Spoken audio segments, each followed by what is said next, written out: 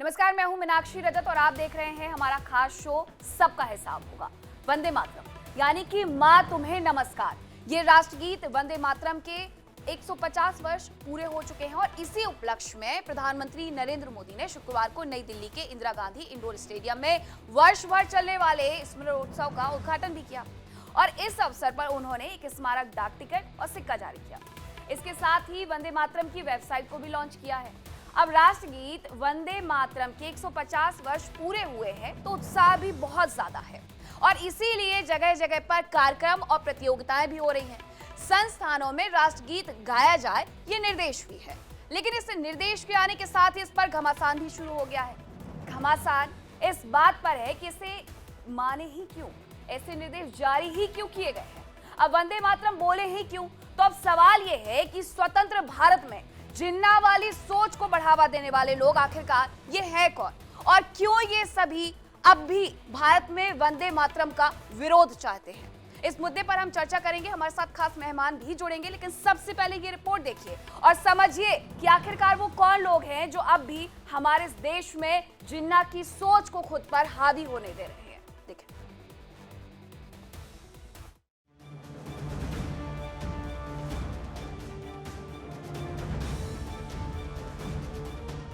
वंदे मातरम भारत के स्वतंत्रता संग्राम का अमर गीत, जिसे प्रधानमंत्री मोदी मां भारती का सम्मान बताते हैं, आज फिर से विवाद के केंद्र में है। महाराष्ट्र सपा अध्यक्ष अबू आजमी ने वंदे मातरम गाने से इनकार कर दिया, जिससे देश भर में बवाल मचा। साथियों, हर गीत, हर काव्य का अपना एक मूल भाव होता है, उसका अपना एक मूल संदेश होता है। वंदे मातरम का मूल भाव क्या है? वंदे मातरम का मूल भाव है भारत मां भारती। अबू आजमी का कहना है कि वंदे मातरम के कुछ शब्द मुस्लिम समुदाय की धार्मिक भावनाओं के खिलाफ हैं, इसीलिए वो इस गीत को गाने से इनकार करते हैं। वहीं कांग्रेस समेत कई विपक्षी दल इस बहस को धार्मिक राजनीति बनाने की कोशिश बता रहे हैं। प्रवोक तो मुझे टीवी वाले भी कर रहे हैं कि मैं कुछ ऐसा बोल दूं ताकि उनकी दुकान चल जाए। मैं सच बोलता हूं, मैं झूठ नहीं बोलता हूं। मैं जो बोल रहा हूं सच्चाई बोल रहा हूं कि भाई देखो ऐसा है, मैं किसी को मना नहीं करता हूं। जिसको बोलना हो बोले ना, कौन मना कर रहा है? राजनीति ही की जा रही है, दूसरा कुछ नहीं है। राजनीति ही की जा रही है और कुछ नहीं। इनके पास कोई मुद्दा नहीं। ये लोग डेवलपमेंट नहीं कर रहे, देश को बर्बाद कर दिया इन्होंने। देश को कर्ज से डुबा दिया। आज बच्चा पैदा होता है उसको कई लाख का कर्ज है देश के अंदर, खाने को नहीं मिल रहा। 85 करोड़ लोगों को राशन दिया जा रहा है 5 किलो, अगर वो नहीं दिया तो खा नहीं सकते। देश की स्थिति क्या है? तो ये लाकर हिंदू मुस्लिम करके ये लोग जो है देश को बांटना चाहते हैं। प्रधानमंत्री मोदी ने कई बार कहा है कि वंदे मातरम मां भारती का सम्मान है और इसे सभी भारतीयों को गर्व के साथ गाना चाहिए। उन्होंने इसे देशभक्ति का अनिवार्य हिस्सा बताया है। इतिहासकार बताते हैं कि वंदे मातरम का मूल उद्देश्य देशभक्ति और स्वतंत्रता की भावना जगाना था। हालांकि कुछ शब्दों को लेकर बहस होती रही है, लेकिन इसे इस्लाम विरोधी कहना विवादास्पद है।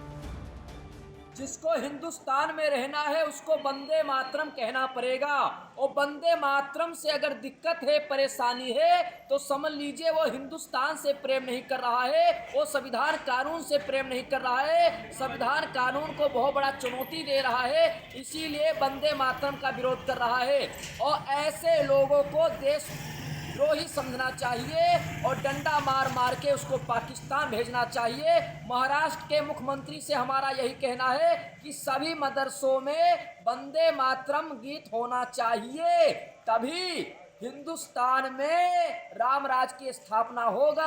और अगर वंदे मातरम का गीत से अगर दिक्कत है तो उसको पाकिस्तान भेजिए। हम बताना ये चाहते हैं आपको बहुत खुलकर के, बहुत ईमानदारी से, कि वंदे मातरम जो लोग गा रहे हैं, हमें किसी के गाने से कोई एतराज़ नहीं। कोई गाए, कोई झूमे, हमें कोई एतराज़ नहीं। जब एक कोई नज्म, कोई गीत देवी देवता या ईश्वर का रूप ले ले, वो कहे, वो ये बताए नज्म कि ये ज़मीन, ये सरजमीन, ये मुल्क देवी है, ये देवता है, इसलिए इसकी पूजा होनी चाहिए, तो मैं समझता हूँ ये हमारे अकीदे के ख़िलाफ़ है और हम अपने अकीदे के ख़िलाफ़ बिल्कुल नहीं जा सकते।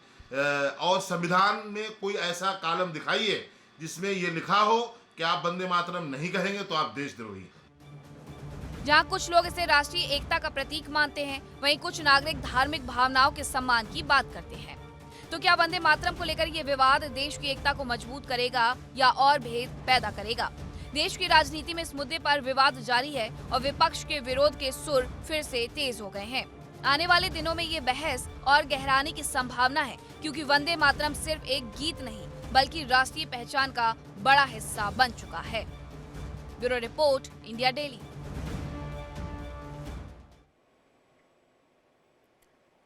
तो अब सवाल क्या है वो जान लीजिए। वंदे मातरम का विरोध करना क्या देश का अपमान है? ये सबसे बड़ा सवाल है। ये सवाल इसलिए है क्योंकि बार बार यही होता है। अब इस पर हम चर्चा भी करेंगे, लेकिन कौन कौन हमारे साथ जुड़ेंगे, सबसे पहले मैं अपने मेहमानों से आपको रूबरू करवाती हूँ कि हमारे साथ जहाँ जुड़ने वाले हैं, यहाँ बहुत सारे मेहमान कौन कौन से होने वाले हैं। राम कुमार पाल प्रवक्ता है बीजेपी के, और इसके साथ ही एडवोकेट के शर्मा जुड़ेंगे, डॉक्टर प्रवेश चौधरी भी जुड़ेंगे, प्रवक्ता है वीएचपी के, हाजी नाजिम खान प्रवक्ता है मुस्लिम महासभा के, वो भी हमारे साथ जुड़ेंगे, रमीज रजा है मुस्लिम स्कॉलर है, वो भी हमारे साथ जुड़ेंगे। सबसे पहले मैं बीजेपी से ये सवाल करना चाहूंगी कि सुप्रीम कोर्ट तो साफ तौर पर यह कह चुका है कि किसी पर भी हम थोप नहीं सकते हैं, तो जब हम दिशा निर्देश जारी करते हैं तो हमें थोड़ा तैयार भी रहना चाहिए कि पता नहीं कब कौन उठ करके ये कह दे कि उसे नहीं कहना है, और आप उससे जबरदस्ती भी नहीं कर सकते हैं। तो दिक्कत कहाँ आ रही है? जबरदस्ती नहीं है। संविधान में इसको ये 24 जनवरी 2050 351 में तो इसको 22 भाषाओं का मान्यता दी गई। उसके बाद में 24 जनवरी को संविधान सभा ने स्वीकार किया। उसके बाद 51A के अंदर प्रत्येक भारत के प्रत्येक नागरिक का कर्तव्य होगा कि वो देश के प्रति अपना वचन और निष्ठा रखे। ये राष्ट्रीय गान सम्मान है, राष्ट्र सेवा के योगदान है। तो इसमें ना हिंदू है ना मुसलमान है, ये राष्ट्र के गान है, राष्ट्र के लिए है। और भारत माता भारती जननी हम कहते हैं, लेकिन ये राष्ट्रीय गान संविधान में लिखा हुआ है। पूछ रहे थे ना कोई कि संविधान में कहाँ लिखा है, तो संविधान में 51A में है। क्या लिखा और है? राष्ट्र वचन और राष्ट्र निष्ठा का कानून है। हाँ, तो इसमें शंका क्या है? इसमें कहां से किसी पे थोपा जा रहा है? अगर थोपने की बात कहेंगे तो 24 जनवरी 1950 को कांग्रेस से थोपा है, लेकिन बंकिम जी ने 1937 में इसको राष्ट्र के लिए, राष्ट्र के हमारे जो शहीदों के लिए, उत्साह के लिए इसको बनाया था। और मुस्लिम लोग कहते हैं हमने आजादी में भाग लिया, तो उन्होंने भी कहा है इनकलाब जिंदाबाद, क्या यही तो है, दोनों बात एक ही है। तो इसको, और दूसरी बात पूरे महाराष्ट्र के अंदर जिंदाबाद को स्वीकार किया जाता है तो आखिरकार वंदे मातरम की स्वीकार्यता क्यों नहीं है? हालांकि ये थोपा नहीं गया है, 24 जनवरी 1950 को संविधान सभा के द्वारा इसे पूरे तरीके से स्वीकार किया गया था। बना कैसे, इसके बारे में भी मैं जिक्र करूंगी, आपके पास लौटूंगी। आपका मैंने जवाब सुन लिया। ऐसी बहुत सारी पार्टियां होती हैं जो बहुत कुछ कह जाती हैं उपद्रव मचाने के लिए, लेकिन जब उनसे सवाल किए जाते हैं, जब उनसे जवाब मांगा जाता है तो वो कुछ कहते नहीं है। आज समाजवादी पार्टी के एक नेता अबू आजमी को आपने सुन लिया, समाजवादी पार्टी के एक और नेता हैं आजम खान, उन्होंने क्या कुछ कहा है वो भी आप सुनिए। और प्रधानमंत्री नरेंद्र मोदी ने जब आज इंडोर स्टेडियम में संबोधित किया तो उस दौरान उनकी तरफ से क्या कुछ कहा गया वो भी सबसे पहले मैं आपको सुनवाती हूँ, उसके बाद हम इस चर्चा को आगे लेकर के जाएंगे। अब देखिए, जय समाजवाद तो कहेंगे नहीं, वो कहेंगे जिससे उनकी पार्टी को फायदा हो, तो हम उनसे क्यों वो उम्मीद रखें, और न उनसे हम कोई शिकायत करें। अपना राजनीतिक दल है, उनका विचारधारा है, देश के बादशाह हैं वो, तो वो अपनी बादशाहत के लिए, अपनी कुर्सी, अपने राजनीतिक भविष्य के लिए जितनी कोशिश हो सकती है करेंगे, और उन्हें करना चाहिए। जब अखाड़े में पहलवान उतरते हैं तो हर पहलवान जीतने के लिए उतरता है। हम भी हैं कहीं दूर खड़े हुए, अब देखना है हम लंगोट के साथ लड़ेंगे या बगैर लंगोट लड़ेंगे। आजादी की लड़ाई में वंदे मातरम की भावना ने पूरे राष्ट्र को प्रकाशित किया था, लेकिन दुर्भाग्य से 1937 में वंदे मातरम के महत्वपूर्ण पदों को, उसकी आत्मा के एक हिस्से को अलग कर दिया गया था, वंदे मातरम को तोड़ दिया गया था, उसके टुकड़े किए गए थे। वंदे मातरम के इस विभाजन ने देश के विभाजन के बीज भी बो दिए थे। राष्ट्र निर्माण का ये महामंत्र, इसके साथ ये अन्याय क्यों हुआ, ये आज की पीढ़ी को भी जानना जरूरी है, क्योंकि वही विभाजनकारी सोच देश के लिए आज भी चुनौती बनी हुई है। तो मैंने आपको दो वक्तव्य सुनवाए। एक तरफ समाजवादी पार्टी से हमने कहा कि आप आइए और अपना जो जवाब है वो रखिए, हालांकि उनकी तरफ से इनकार कर दिया गया। अब पार्टी की ये लाइन ही नहीं है, क्योंकि अबू आजमी को जो कहना था वो कह चुके हैं, आजम खान को जो कहना था वो कह चुके हैं। लेकिन एक सवाल मेरा इसलिए भी रमीज रजा जी ये बन जाता है कि जब 1937 का जिक्र प्रधानमंत्री नरेंद्र मोदी की तरफ से यहां पर किया गया, उस दौरान ये कहा गया मुस्लिम लीग की तरफ से कि स्वीकार नहीं है। पूरा एक गठन होता है समिति का, समिति के उस गठन में कौन कौन होता है? गांधी जी होते हैं, नेहरू जी होते हैं, अबुल कलाम आजाद जी होते हैं, इसके अलावा सुभाष चंद्र बोस होते हैं। उनकी तरफ से ये कहा जाता है कि ठीक है, जो दो पैरा है हम उसे स्वीकार करते हैं। स्वीकारता जब 1937 में हो गई, 1950 में संविधान सभा के द्वारा इसे स्वीकार कर लिया गया राष्ट्रगीत के तौर पर, तो अब कहां दिक्कत है और क्यों दिक्कत है, मैं तो ये कहती हूँ। मैडम, सबसे पहले तो मैं सबको नमस्कार और सलाम पेश करता हूँ। दूसरी बात, अभी जो हमने प्राइम मिनिस्टर को सुना, प्राइम मिनिस्टर ने जो है 1937 का जिक्र किया। मुझे खुशी होती है कि वो 47 का भी जिक्र करते और बताते इस देश की जब आज़ादी में किस किसने भाग लिया और किस किसने अंग्रेजों की जो है गुलामी की और उनके तलवे चाटे। तो पूरी बात प्रधानमंत्री ने नहीं बताई, लेकिन मैं बता देता हूँ कि आरएसएस और हिंदू महासभा ने जो है मैडम इस देश की आजादी में तो हिस्सा ही नहीं लिया, तो हम तो उनको नागरिक ही नहीं मानते भारत का। दूसरी बात, आपने कहा कि उससे पहले जो मैं सुन रहा था कि अयोध्या के एक संत है कि वो पाकिस्तान चले जाए। अरे हमने तो कोई बात ही नहीं बोली, आपकी लड़ाई नेहरू से, आप नेहरू को गाली दीजिए, मुसलमान बीच में कहां से आ जाता है, मुझे तो ये नहीं समझ में आता इस देश में। और अगर आपको ये लगता है कि कोई मुसलमान राष्ट्रीय गान क्या नाम है वंदे मातरम नहीं गाएगा, वो पाकिस्तान चले जाए, जबकि मुसलमान का तो कोई जिक्र नहीं था, तो मैं भी कहता हूं अगर किसी हिंदू को नहीं गाना तो नेपाल चले जाए, क्या दिक्कत है? किसी ने रोका है आपको? चले जाइए, आपका भी देश ये कौन सा जब आप हमारा देश नहीं मानते। इस देश के लिए हमारे बड़ों ने, बुजुर्गों ने और माइक्राम ने कुर्बानी दी है। नहीं, मेरा सवाल तो सिर्फ इतना सा था, ना कोई पाकिस्तान जाए ना कोई नेपाल जाए, मेरा सवाल बस इतना सा है कि क्या वंदे मातरम गाने के लिए अभी भी फतवा इसी तरीके से जारी हो रहे हैं? क्यों हो रहे हैं? जम्मू कश्मीर का मामले का जिक्र मैं कर देती हूँ। जम्मू कश्मीर में क्या हुआ, कौन फतवा दे रहा है? जम्मू कश्मीर में क्या हुआ है? जम्मू कश्मीर में जब वहां के सीएम की तरफ से ये कहा गया, निर्देश जारी किया गया कि वंदे मातरम गाया जाए, साफ तौर पर एमएमयू सामने आती है, मना कर देती है इस निर्देश को मानने से। क्यों? मैडम, अगर देखिए मैं वही बता रहा हूँ, इस देश में 140 करोड़ भारतीय हैं, सब संविधान को मानने वाले हैं। अगर कोई संविधान को नहीं मानता है उस पर कानूनी कार्रवाई कीजिए, उसको बाहर कीजिए। वही तो हम समझा रहे हैं। आप सिर्फ एक ही अगर आप समुदाय को हर रोज हर 24 घंटे टारगेट करेंगे तो मैम ये देश टूट जाएगा। मैं बता रहा हूँ, इस देश में हिंदू भी रहना चाहते हैं, मुसलमान भी रहना चाहते हैं, सिख भी रहना चाहते हैं, प्यार से रहना चाहते हैं। और ये आप सिर्फ टीवी पर थोड़ी नफरत हो सकती है, लेकिन जमीन पर सब लोग रजा जी, आप लोग जिन बातों का जिक्र कर रहे हैं, मेरा सवाल फिर से मैं तीसरी बार आपके सामने रख देती हूँ कि क्या वंदे मातरम गाने से मुस्लिमों को कोई दिक्कत है?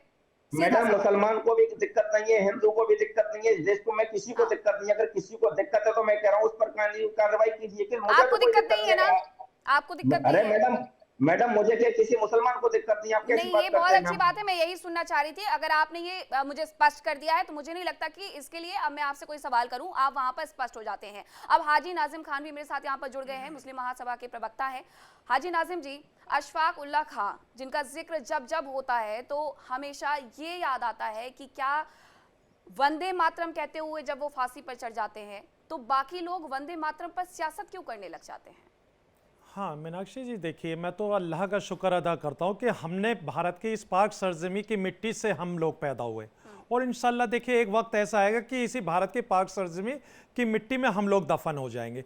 देखिए अगर आप मजहब से अगर इस वंदे मातरम को जोड़ना चाहेंगे तो अलग बात है, लेकिन ये हमारा राष्ट्रगीत है। राष्ट्रगीत के हम लोग हमेशा सम्मान करते हैं, चाहे राष्ट्रगान हो चाहे राष्ट्रगीत हो, हम तो सम्मान करते हैं। लेकिन जो लोग अगर हमारे मजहब को अगर ये इस तरीके के कहेंगे नहीं आपको बोलना पड़ेगा, आपको हिट करते हैं, तो इस तरीके के ये संविधान के अंदर कहीं नहीं है। और सुप्रीम कोर्ट का भी एक आदेश आया था कहा था कि भी आप किसी को भी जोर जबरदस्ती नहीं कर सकते। हाँ देखिए, ये मेरा राष्ट्रगीत है, मैं इसका सम्मान करता हूं, और किसी को अगर नहीं बोलना वो अलग बात है, लेकिन अगर आप जबरदस्ती उससे बुलवाएंगे और ये कहेंगे कि आपके मजहब से ताल्लुकात रखता, हम तो पांचों वक्त इस भारत की पाक सरजमी पे सजदा करते हैं, इबादत करते हैं अल्लाह की, और इंशाल्लाह हम ऐसा करते रहेंगे। लेकिन अगर ये कह देना कि आपको वंदे मातरम बोलना पड़ेगा, तो मैं ये कहना चाहता हूं भाई, वंदे मातरम राष्ट्रगीत है हमारा, हम लोगों को किसी को कोई दिक्कत नहीं है राष्ट्रगीत बोलने के लिए, मगर अगर आप हम लोगों को निशाने पर रखेंगे, आप एक नैरेटिव सेट करेंगे, तो ये देश के अंदर नहीं चलेगा।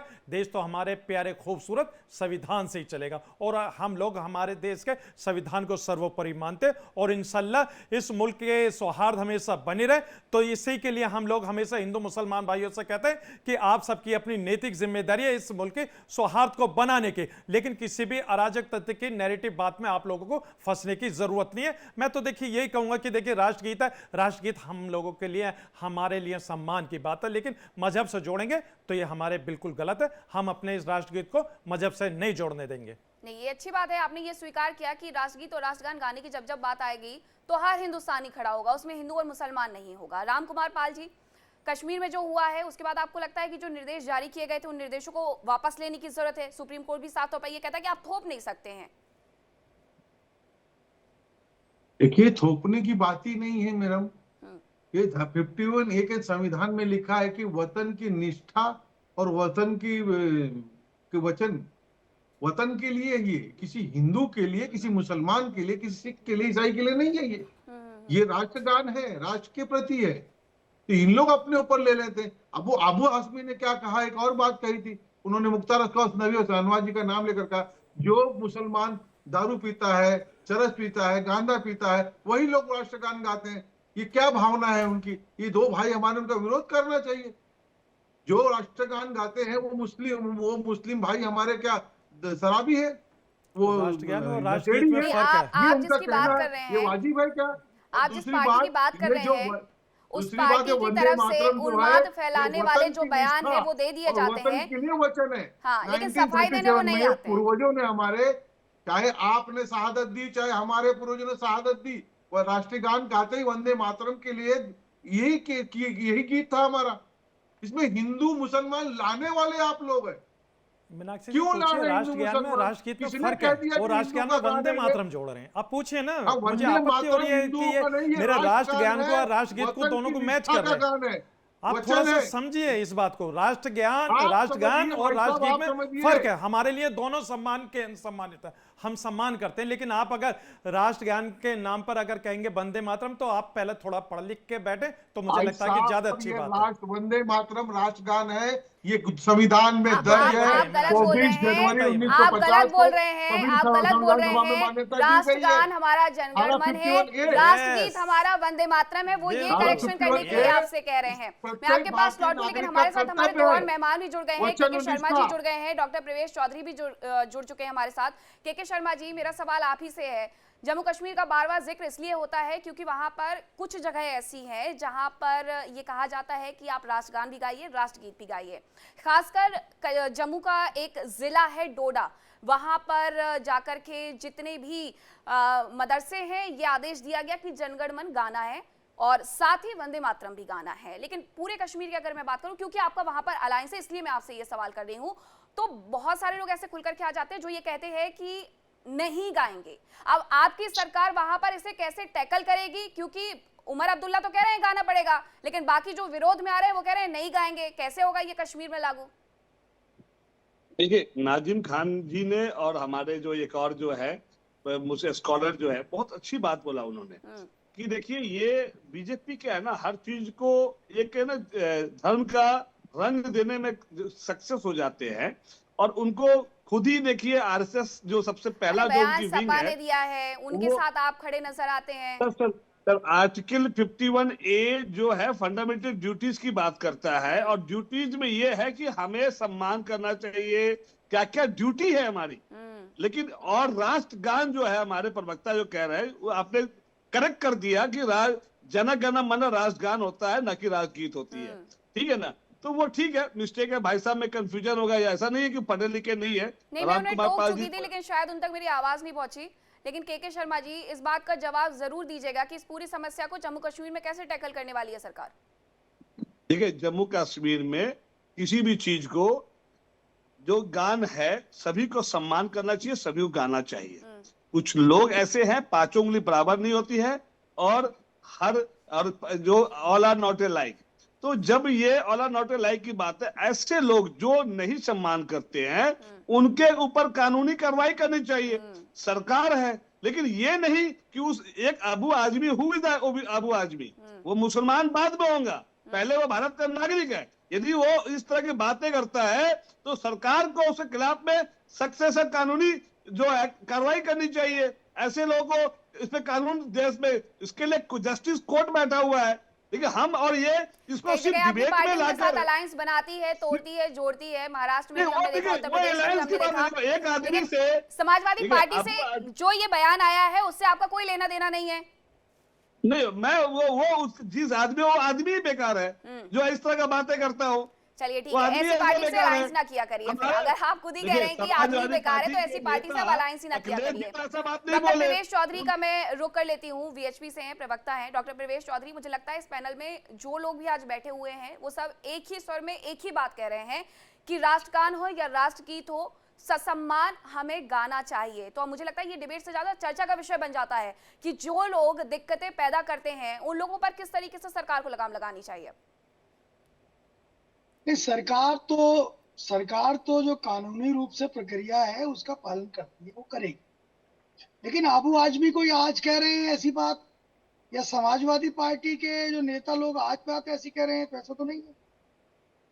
इनको तो समस्या है ना, हमेशा समस्या है। क्यों? कारण क्या है? मुस्लिम अपीचमेंट की पॉलिटिक्स भी तो है, मुस्लिम तुष्टीकरण की राजनीति भी तो है।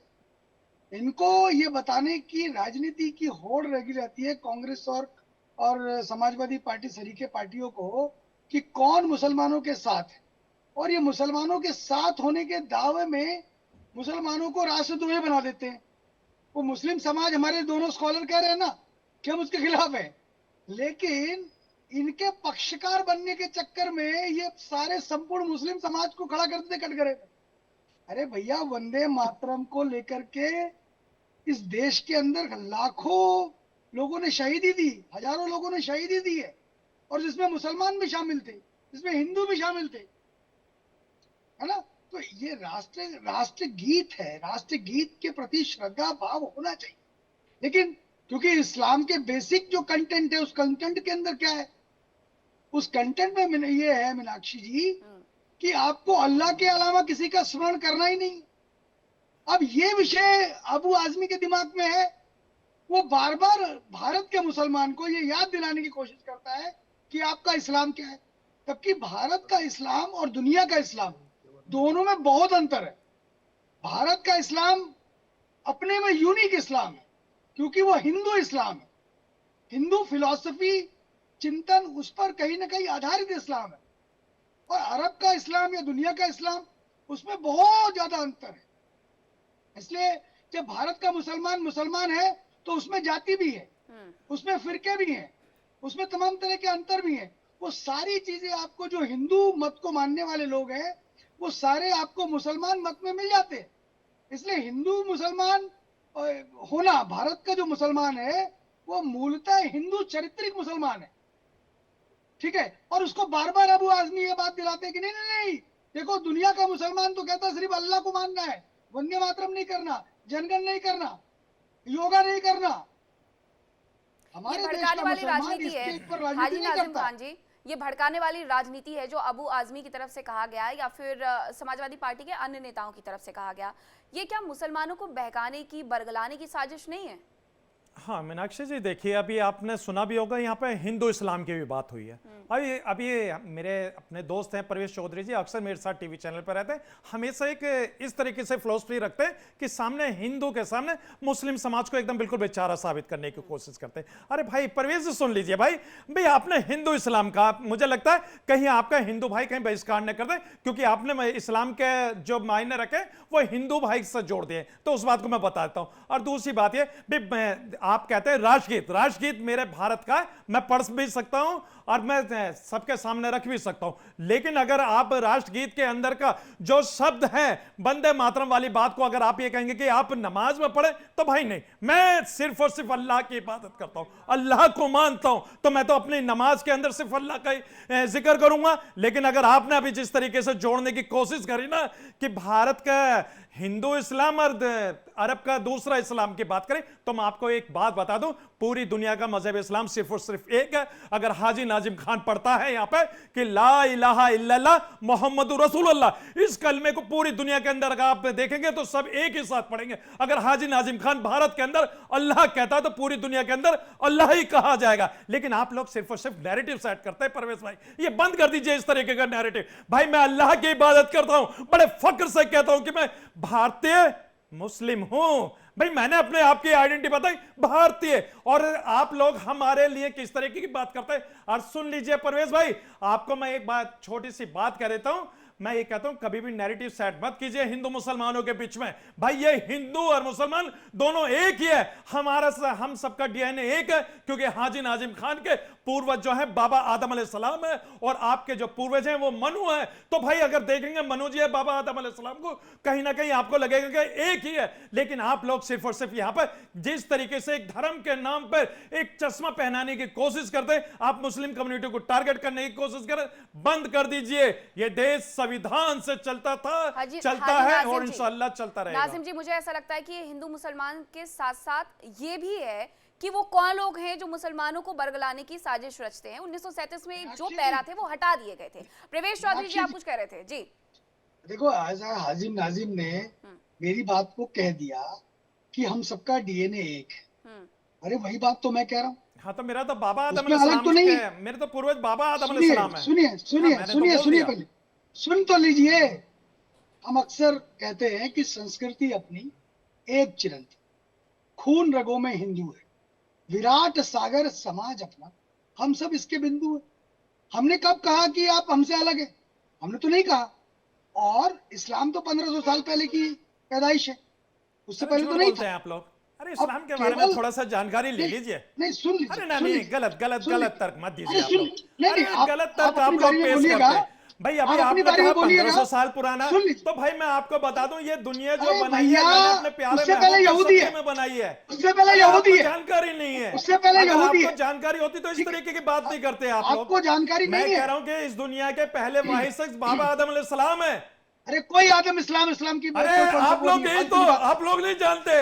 अगर आप लोगों को मजहब इस्लाम के बारे में थोड़ी जानकारी होती तो परवेश भाई इस तरीके की बात नहीं करते आप लोग। कुरान शरीफ में कहा आप गया, राजगीत पूरा तो सुना नहीं पाएंगे अगर हाजी नाजिम खान अगर आपसे कहते परवेश भाई की राजगीत सुना दीजिए। बहुत आप कहते हैं कि राजगीत है, तो मैं आपसे कहता हूँ अरे परवेश भाई थोड़ा राजगीत हम लोगों को सुना दीजिए। मूर्तियों की पूजा सुना तो दीजिए राजगीत, अरे सुना दीजिए वंदे मातरम सजलम सुफलम पढ़िए ना आप लोग। ऐसे हर मंच पर नहीं, सम्मान के साथ, हर मंच पर नहीं, सम्मान के साथ। देखिए बहुत अच्छी बात है, आप अपने धर्म को ऊपर रखते हैं, वो अपने धर्म को ऊपर रखते हैं। सनातन सबसे पुराना धर्म माना जाता है, आप भी अपने धर्म को सबसे पुराना बताते हैं, ठीक है। लेकिन इसके जो कुछ शब्द थे, मैं आपके पास लौटूं उसके पहले मैं थोड़ा सा इसका जो हिंदी अनुवाद है वंदे मातरम का, वो अपने दर्शकों को बताना चाहती हूँ कि इसके जो शब्द हैं वो क्या कहते हैं और क्यों आखिरकार ये जो विवाद है पूरा पनपता है और किस तरीके से यहाँ पर मुसलमानों को बरगलाया जाता है। वंदे मातरम, हम अपनी मातृभूमि की वंदना करते हैं, तुम्हें नमस्कार करते हैं, और इसे लेकर के इस तरीके से व्यक्त किया जाता है कि हम मातृभूमि का सजदा करते हैं। अब इसमें आगे क्या कहा गया है? हे माँ तुम्हें नमस्कार, मेरी ये मातृभूमि शीतल जल और सुस्वादु फलों से युक्त है। मेरी मातृभूमि मलयागिरी के चंदन के समान है, शीतलता प्रदान करने वाली है। मेरी मातृभूमि अपनी फसलों और वनस्पतियों से हरी भरी है। मैं इस मातृभूमि का वंदन करती हूँ। तो ये आप अपनी मातृभूमि के सम्मान में बातें कर रहे हैं, लेकिन इसे सजदे की तरीके से जब बताया जाता है तो इस्लाम में, क्योंकि ये कहा जाता है कि सिर्फ एक ही ईश्वर की आराधना करते हैं। लेकिन मेरा सवाल ये भी है रमीज रजा जी कि क्या माता पिता का सम्मान सिर्फ एक ही धर्म में होता है, सिर्फ सनातन धर्म में होता है? आपके धर्म में नहीं होता, वहां पर भी तो होता होगा ना सम्मान। तो अगर भारत को माँ के रूप में सम्मान देने की बात होती है, पूजा करने की बात होती है, नमस्कार करने की बात होती है, तो क्या ये गलत बात होती है? मैडम सबसे पहले तो मैं एक बात कहूंगा कि अभी नाजिम अली साहब ने अपनी आइडेंटिटी बताने की कोशिश की और खुद को मुसलमान और आदम अलैहिस्सलाम, फिर उसके बाद बीएसपी के हमारे साथी हैं वो खुद को सनातन आप खुद को हिंदू मुस्लिम की जगह हिंदुस्तानी क्यों नहीं कहते? मेरा सवाल ये है। आप जो है पीस की बात करते हैं, शांति की बात करते हैं, और उसके बाद भी आप खुद को हिंदू मुसलमान, आप कभी खुद दोनों, मैं सभी के लिए बोल रहा हूँ कि आप सबसे पहले अच्छे इंसान बनिए, फिर हिंदुस्तानी बनिए। आप मजहब को बीच में मत लाइए।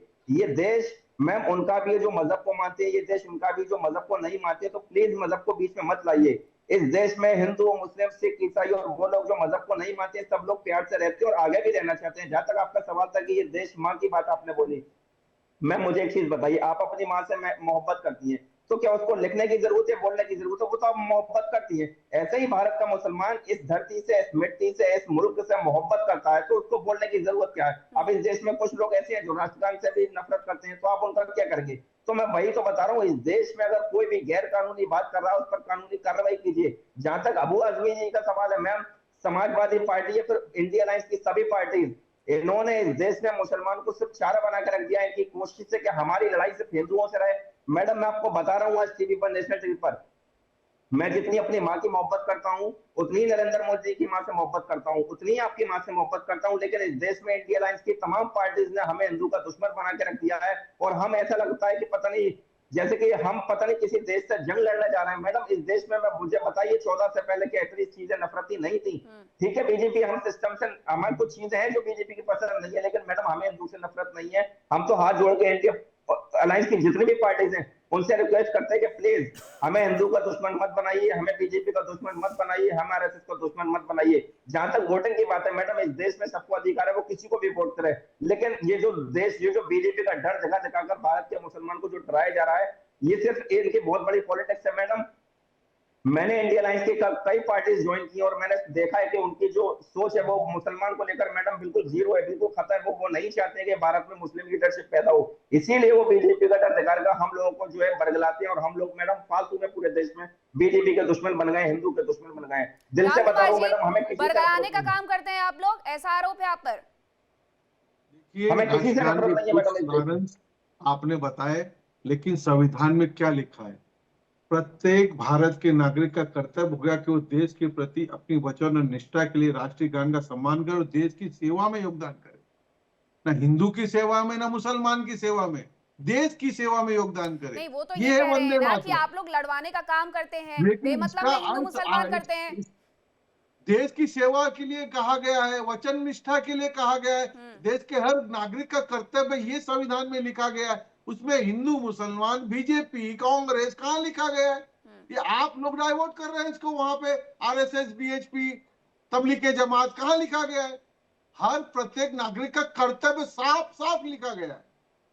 इसमें कोई आओ बाव नहीं है, किसी पार्टी का नहीं, कोई वोट का नहीं, कोई चीज का नहीं है। नागरिक की कर्तव्य, कोई जाति का उल्लेख नहीं किया गया है। इतना साफ लिखा हुआ चीज को भी साफ नहीं बोलते सकते। आजिम नाजिम ने पूरी दुनिया घुमा के और सब करके लाके रख दिया। अरे शब्दों को पढ़िए, पढ़ के बोलिए। न टीवी पे बोल रहे हैं, आपकी 4 बात लोग सुन रहे हैं।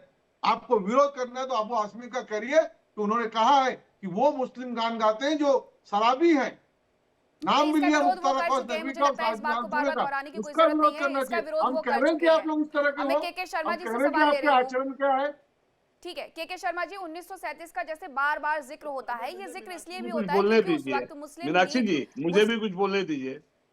मैं ये कह रहा हूँ कि मैं भी डिबेट में आया हूँ। अरे मैं आप ही के पास तो आ रही हूँ के शर्मा जी, आप ही का तो नाम लिया मैंने। आधे घंटे बाद ऐसे के शर्मा जी, मैंने आप ही का नाम लिया। के शर्मा जी सवाल तो सुन लीजिए, आप ही जवाब दीजिएगा।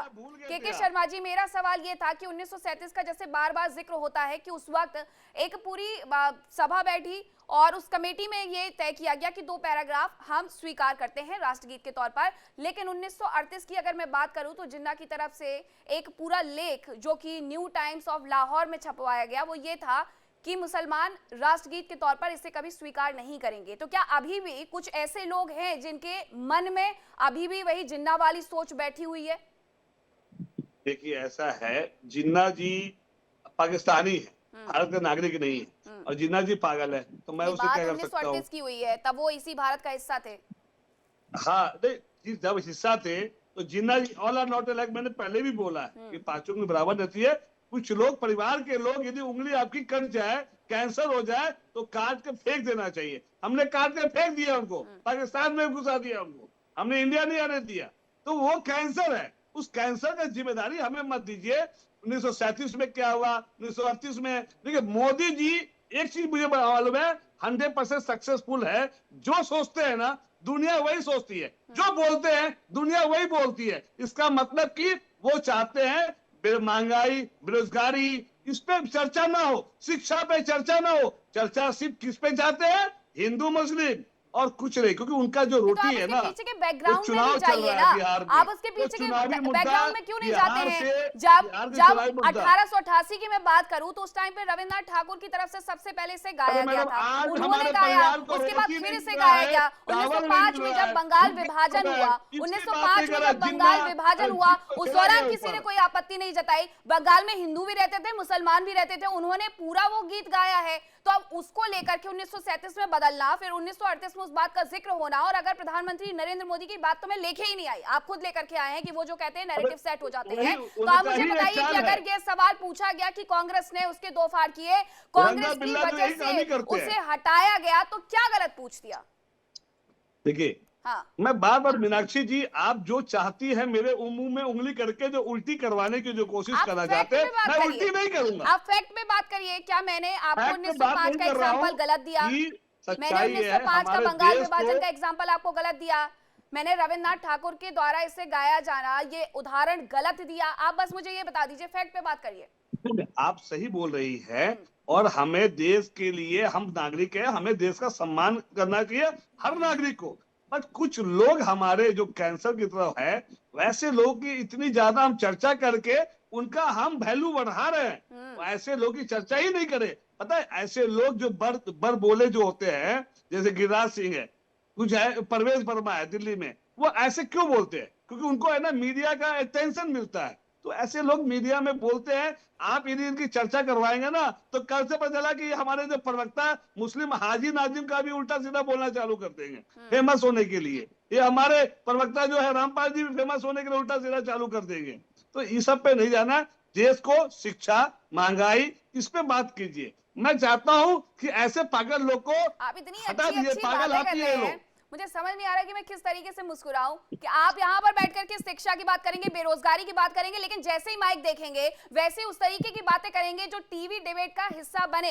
अबू आजमी ने वही किया, आजम खान ने वही किया, और अब आप बातें कर रहे हैं, दलीलें दे रहे हैं कि हमें ऐसी बातें ही नहीं करनी चाहिए। तो अरे समझाइए जरा उनको, आपकी पार्टी में कितने अलायंस हुए हैं उनके साथ, उत्तर प्रदेश से लेकर के महाराष्ट्र तक, तो थोड़ा उन्हें भी ये ज्ञान दीजिएगा। टीवी डिबेट के लिए क्या मत बचा के रखिए। हाजी नाजिम जी, मेरा एक सवाल ये भी है कि जब मुसलमानों की बात होती है, तो अभी आपको याद होगा बंगाल में, माफ करिएगा, बिहार में जब कल चुनाव हुए हैं, तो वहां पर कहा गया कि बुर्का पहन करके आना है, जो महिलाएं होंगी वो चेकिंग करेंगी, उसको लेकर के दिक्कत खड़ी हुई। उन्हें भी वहां पर बरगलाया गया। उन महिलाओं को बरगलाने के लिए कुछ मुस्लिम नेताओं की तरफ से इस तरीके से बयान दिए गए कि बेइज्जत क्यों किया जाएगा। अरे औरतें बैठी है, किस बात की बेइज्जती हो रही है? जब बात होती है कि हिंदू एकता पद यात्रा निकलेगी, तो उसमें भी मुसलमान नेता कुछ ऐसे होते हैं जो बरगलाने वाले बयान देते हैं कि ये हमें नीचा दिखाने के लिए हो रहा है। आपको नीचा दिखाने के लिए कैसे हो गया? अगर वंदे मातरम की बात हो रही है तो इसमें किसी को नीचा दिखाने के लिए बात कैसे हो गई? ये तो राष्ट्र सर्वोपरि सर्वप्रथम वाली बात है ना। हाँ मीनाक्षी जी, देखिए अभी आपने बिहार की भी बात करी, तो मैं आपको बता दूं, देखिए मेरी मुस्लिम बहनें जो थी वोट डालने के लिए गई थी। एक पत्रकार भाई ने उनसे पूछा कि भी आपके बुरखों के लेकर इस तरीके की विचारधारा चल रही है, उस पर क्या कहेंगे? तो मेरी मुस्लिम बहन ने बहुत ही अच्छा काम करा कि यही तो मजहब इस्लाम की एक सीख है। उसने क्या काम करा, उसने बताया कि देखिए ये हमारी आइडेंटिटी है। आइडेंटिटी के बाद उसने अपना चेहरा उससे पत्रकार को दिखा दिया ऑन कैमरा कि आप देखिए, कि आप पहचान कीजिए कि जो हमारा आधार कार्ड है उससे हमारा चेहरा मैच कीजिए। और ये काबिल तारीफ है। हमेशा हम लोग ये कहते हैं कि हमें अपनी आइडेंटिटी में कोई दिक्कत नहीं है बताने में, हम तो अपनी आइडेंटिटी बताते हैं। भाई आप चेक कीजिए, हमारी बहनें जो मुस्लिम बहनें हैं वोट देने के लिए वहां पर गई है, तो वहां पर जो महिला है उसने चेहरा देखा, अच्छी बात है। लेकिन उसके बाद जो पत्रकार थे, रिपोर्टर थे, कैमरे वाले, उनको भी मेरी मुस्लिम बहन ने चेहरा दिखा। यह है मजहब इस्लाम की तालीम कि सच्चाई पे हमेशा खड़े रहो, कहीं भी इधर उधर मत भागो। जो लोग बुरखे के ऊपर मेरी मुस्लिम बहनों को टारगेट करते हैं, उनके लिए इससे अच्छा जवाब और कोई नहीं हो सकता। अभय दुबे का बयान आया था, वो भी हमने दिखाया था 3 हफ्ते पहले, जब ये प्रेस कॉन्फ्रेंस पूरे इलेक्शन कमीशन की तरफ से की गई थी। अब आप इन्हीं लोगों को टारगेट करिए, रमीज रजा जी, कि आखिरकार क्यों बार बार ये मुस्लिमों को बरगलाने का काम करते हैं? पहले अबू आजमी की तरफ से बयान दिया गया बुर्का वाली बात पर, उसके बाद उनकी तरफ से ये बयान दिया गया वंदे मातरम वाली बात पर। तो ये बार बार यही लोग तो ये काम करते हैं।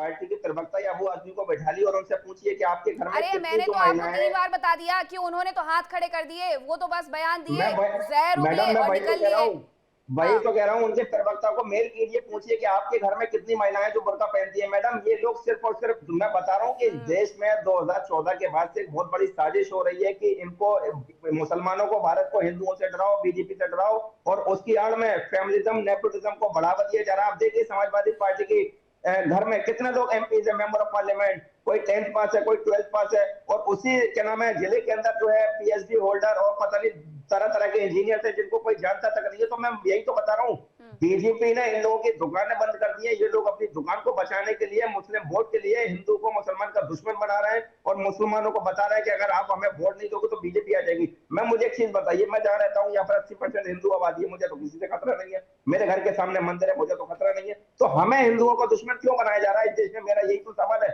और ये मेरा सवाल एक पार्टी से नहीं है, इंडिया अलायंस की तमाम पार्टी को, 35 हो, 40 हो, 45 हो, सभी पार्टी से, कि मुसलमान को मत कहिए कि किसको वोट देना है। मुसलमान पढ़ा लिखा है, शर्मा जी, मुसलमान आपकी रोटी पार्टी ये खाता कर है, रही भात है, नहीं सवाल खाता। पूछ रहे हैं वो आपसे।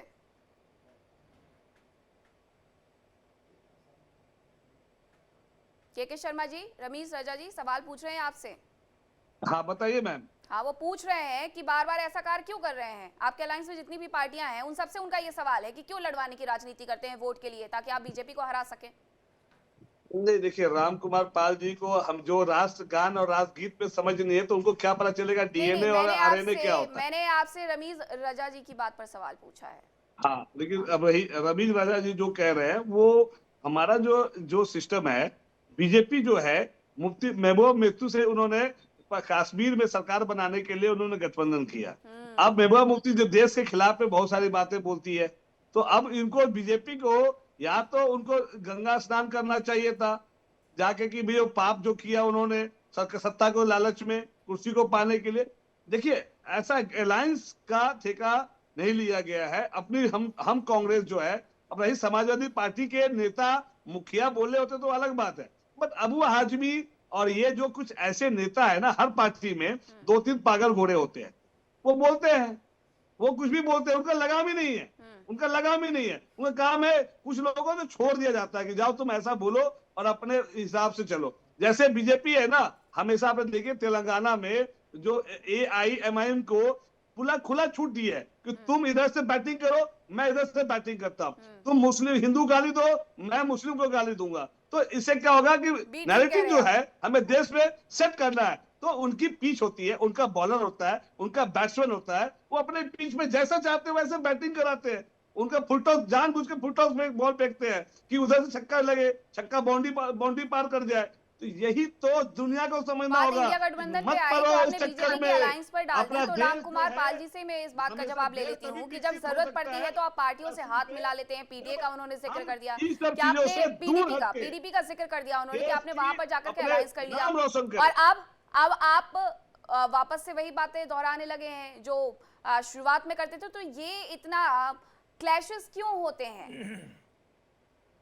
देखिए, केके जी ने कहा कि जिया के लिए तो कहा पाकिस्तान चला गया, तो अभी रेवंत रेड्डी तेलंगाना के जो मुख्यमंत्री है उन्होंने कहा कि Congress is Muslim party, Congress और मुसलमान एक है। तो क्या हिंदू आपके देश में नहीं रह सकते? हिंदुओं के लिए दो शब्द उसी में नहीं जोड़ सकते थे? वो लोग मुख्यमंत्री है, वो कांग्रेस और मुसलमान एक है, इस तरह के शब्द रखना। और आप डीएनए की बात कर रहे थे, इस कांग्रेस के डीएनए आपको जांच करनी चाहिए कि पहले, आजादी से पहले कांग्रेस की स्थापना 6 अंग्रेज थे, अंग्रेज ही कांग्रेस के संस्थापक थे। महात्मा गांधी ने कहा था कि इस कांग्रेस को बंद कर देना चाहिए, लेकिन आपने गांधी का नाम उपयोग करने के लिए इस कांग्रेस को जिंदा रखा। और आप बात कर रहे हैं डीएनए की, अपनी डीएनए देखिए, आप तलाश करिए डीएनए की। और ये 24 जनवरी 1950 को संविधान सभा ने इसको वंदे मातरम को संविधान में जोड़ा। आप ही लोग थे ना, अम्बेडकर की इज्जत नहीं करेंगे, अब अम्बेडकर को भूल जाएंगे, संविधान को भूल जाएंगे आप लोग। 24 जनवरी 1950 को कौन था? नरेंद्र मोदी जी थे, कौन थे? गंदी बातें करते हैं, गुमराह करते हैं। रेवंत रेड्डी ने क्या किया है? क्यों कहा कांग्रेस और मुसलमान एक है? बड़े ज्ञानी बनते हो, पढ़े लिखे, अपना डीएनए देखो और गांधी जी की बातों को, गांधी जी की आत्मा को तो टटोलो। क्यों नीतीश कांग्रेस कुमार बंद ने करने क्या को बोला कहा विधानसभा था? में? आजादी मिल गई, कांग्रेस बंद करो ना, वो काम अच्छा नहीं है। उस जगह गांधी जी गलत समझाया हो गए। उनको, आपने समझाया उनको नीतीश अब कुमार जात को पात को क्यों ऐसे जोड़ मत रहे हो? बोलो, वंदे गांजा मातरम पी में के ना मत हिंदू बोलो। लिखा है ना मुसलमान लिखा है, प्रत्येक नागरिक लिखा है, ऐसा करके न आप सिख आते लिखा है न हैं, गुजराती लिखा ऐसा है। करते हैं। तो क्यों जोड़ रहे हो हमारे अभी सूर्य ठीक है, मुसलमान हमारे से, साथ हिंदुओं सूर्य से, कुमार आगे मैथिल हैं, जी भी अब जुड़ उनको गए हैं, बैटिंग करने उनका भी रुख दीजिए। कर ठीक है लेती जी। हूँ। अब उनको सूर्य कुमार आप मैथिल नहीं जी, जीत मेरा पाएंगे। सवाल कोई ये था, जातिवाद नहीं है ठीक इसमें। है, आप कोई दोनों एक साथ बार बार बोलेंगे तो समझ में नहीं आएगा। सूर्य जी हमारे साथ जुड़ गए हैं, हम उनसे भी सवाल ले लेते हैं। सूर्य जी, मेरा सवाल ये था कि जब जरूरत पड़ती है तो उस हिसाब से पार्टियों की तरफ से बयान दे दिए जाते हैं। अबू आजमी की तरफ से एक बयान दिया गया, उसके बाद समाजवादी पार्टी के एक और नेता आजम खान की तरफ से इसी तरीके से बयान वंदे मातरम पर दिया गया। वंदे मातरम पर भी बयानों की जरूरत है क्या? राष्ट्रगीत या राष्ट्रगान होगा, खुद ब खुद खड़े हो जाएंगे? ये भावना तो हमें स्कूल के वक्त से सिखा दी जाती है। धन्यवाद मीनाक्षी जी, पहले तो आपको और पूरे देश को भारत माता की जय, वंदे मातरम। और आपने दो नाम लिए अभी, एक तो इको हो रही, जरा प्लीज बोलिए पीछे। मैंने समाजवादी पार्टी के दो नेताओं का जिक्र किया, जिसमें एक नाम अबू आजमी का है, एक नाम उसमें आजम खान का है। ये इस तरीके के बिल्कुल। बयान देकर के माहौल बनाने की कोशिश करते हैं, लेकिन जो मेरे पैनलिस्ट हैं, वो हाजी नाजिम जी हों या रमीज रजा जी हों, वो कह रहे हैं कि वंदे मातरम गाने में और राष्ट्रगान गाने में हमें तो कोई दिक्कत नहीं है। लेकिन ये जो नेता हैं, जो इस तरीके से अपने आप को मुसलमानों के नेताओं के रूप में पहले तो स्थापित करते हैं और उसके बाद उन्हें बरगलाने का कार्य करते हैं, इन पर क्या कुछ करना चाहिए, क्या कार्रवाई हो? देखिए मीनाक्षी जी, जैसा कि आपने दो लोगों के नाम लिए, उनमें से दोनों का ही कंडक्ट, आप बहुत पुरानी पत्रकार हैं, आपको पता है अच्छे से। आजम खान तो वो व्यक्ति है जिन्होंने कि भारत माता को डायन कहा था, जो बाबा साहब श्रद्धेय भीमराव अंबेडकर को जो है अब शब्दों से नवाजते हैं। और दूसरा नाम आपने लिया अबू आजमी का, वो अपनी दुकान चलाते हैं हिंदू विरोध में। आपको याद होगा अभी अंतिम जो अभी चुनाव हुए थे महाराष्ट्र विधानसभा के, तो उन्होंने मंच से खड़े होकर क्या कहा था? कांग्रेस के संग उन्होंने खड़े होकर यही कहा था ना कि हिंदुओं की माओ ने दूध नहीं पिलाया होगा इतना, यदि हम 7-8 जीत के आ गए तो हिंदुओं की माओ ने इतना दूध नहीं पिलाया होगा, हमें कोई छू के दिखा दे। तो इस प्रकार का जो कंडक्ट इस देश के अंदर संविधान की शक्तियां लेने के बाद किया जा रहा है, ये वो लोग हैं।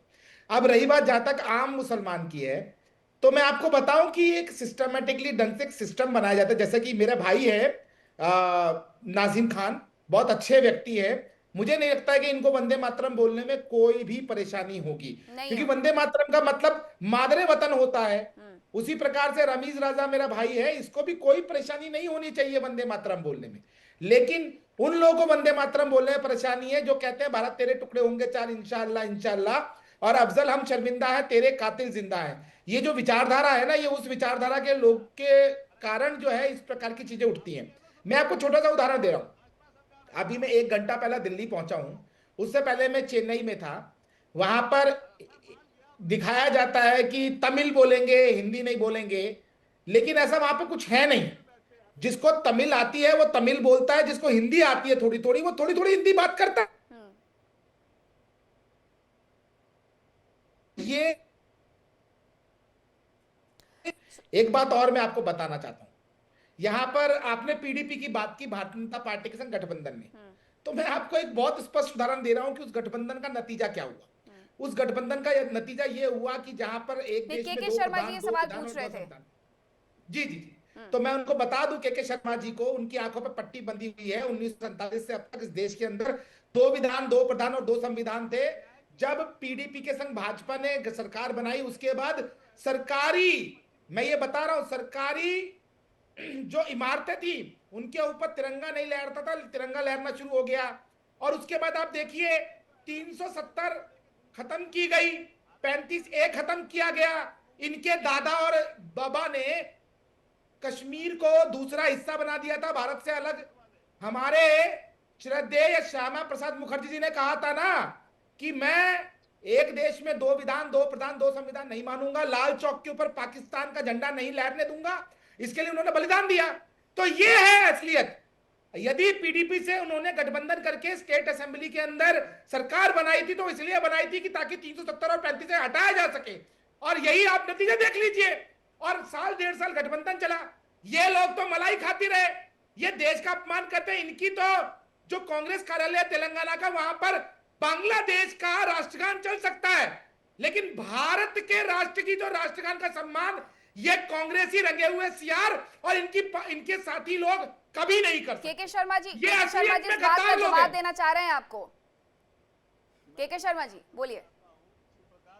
अरे जवाब ही नहीं है इन पे कुछ।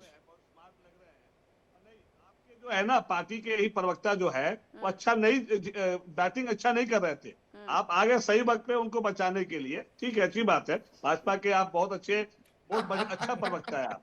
नहीं अच्छा है, कोई बात नहीं है। मेरा ये कहना है, आप तर्क में बात कीजिए और राम कुमार पाल जी बहुत ही वरिष्ठ हैं, वो जवाब देने में सक्षम है। बस वो मर्यादाओं का ध्यान रखते हैं और मैं मर्यादा नहीं छोड़ता। ये याद रखना, गद्दारों की भाषा में बताना मुझे आता है, ये याद रखना। हाँ बिल्कुल मारना चाहिए, गद्दारों के सर में गोली मारनी चाहिए, यहाँ मारनी चाहिए।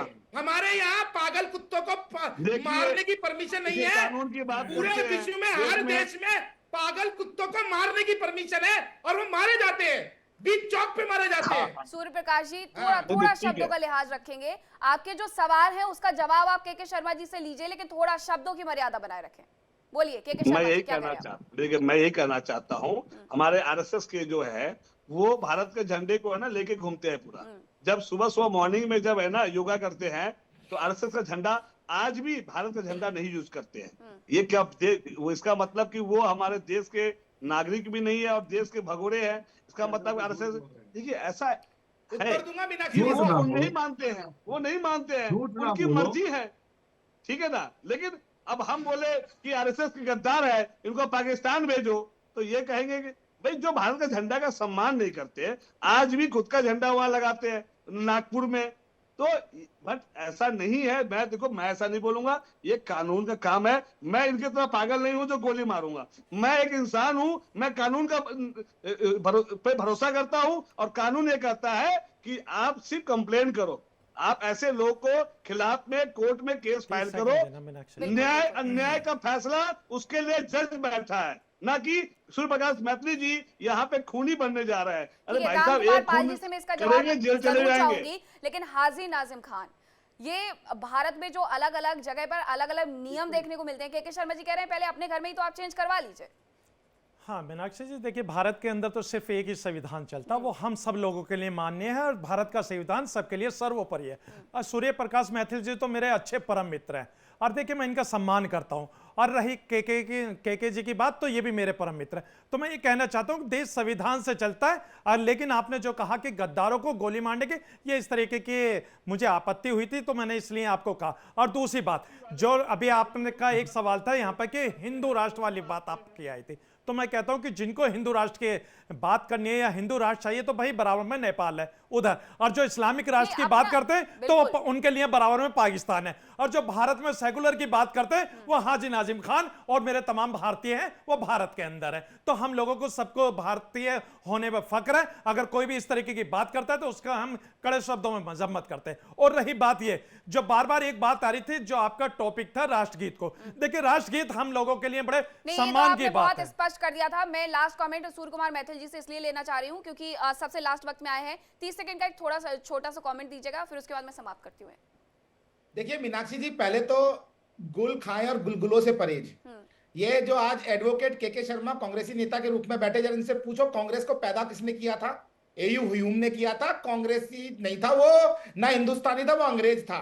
और जिस राष्ट्रीय स्वयंसेवक संघ की तुम बात कर रहे हो ना बाबू, जरा पहले एक बार उस शाखा में जाके देखना, तेरा वैभव अमर रहे माँ, हम दिन चार रहे ना रहे। और वो भगवा ध्वज की पूजा करते हैं, भगवा ध्वज का सम्मान करते हैं, भगवा ध्वज को प्रणाम करते हैं सुबह सुबह, जो कि भगवा ध्वज हमारी सनातन संस्कृति का घोतक है, उगते हुए सूर्य का रंग है और हमारी सनातन संस्कृति का जो है वो निशान है। समझ में आया? और रह गई बात तिरंगे के सम्मान की, तो मैं आपको याद दिलाना चाहता हूं, जो सेट किए गए हैं, किस तरीके से इतिहास को मिटाया गया है, उसे रीराइट किया गया है, ये पढ़ने वाला हर व्यक्ति जानता है। बहुत शुक्रिया आपका हमारे साथ इस चर्चा में शामिल होने के लिए, इस डिबेट का हिस्सा बनने के लिए। फिलहाल एक वक्त छोटे से ब्रेक का है, आप कहीं मत जाइएगा क्योंकि इंडिया डेली अब आपके स्मार्ट टीवी पर भी मौजूद है। इंडिया डेली 24x7 अब इन सभी प्लेटफॉर्म पर लाइव होगी।